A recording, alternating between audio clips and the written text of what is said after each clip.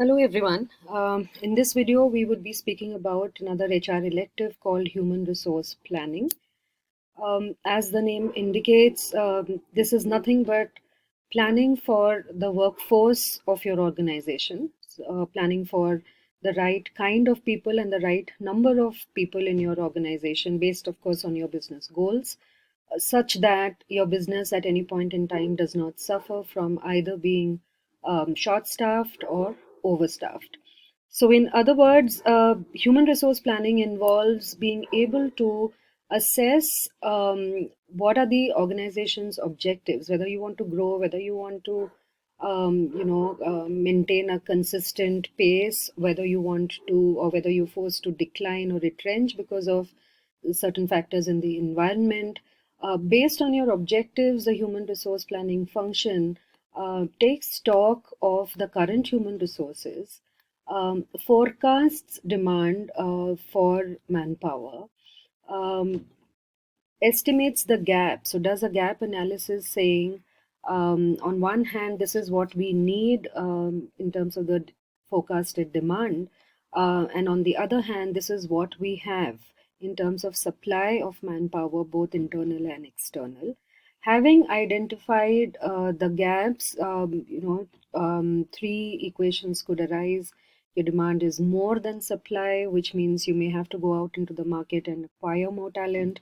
Your demand is less than supply, which means equally dangerous situation that you are overstaffed. You may have to take some unpleasant calls to let go of few people in the organization or redeploy them in the organization. And the third possibility that your demand is equal to supply, so it's a happy ending. We're doing well in terms of the requirement of manpower and the supply that we have. Okay, and then implement that plan accordingly based on the gap that you have identified in step 4, and you monitor, control, and you evaluate whether your planning has worked or not. So in fact, this slide that you see on your screen is the best representation of what this elective would cover, especially because it's an important function, as it contributes or impacts directly the employee's efficiency and um, uh, an accurate assessment of the organization's future manpower needs. It also controls employees' turnover because topics like succession planning, etc., and upgrading the employees and upskilling them to move into bigger roles or other roles within the organizations, all of these which are a part of HR planning function, directly impact, even the employee satisfaction and the morale, and the long-term growth of the organization. The major learning outcomes that we would be focusing in this elective would be to understand, of course, the strategic importance of staffing, and we focus a lot on the methodologies used in workforce planning.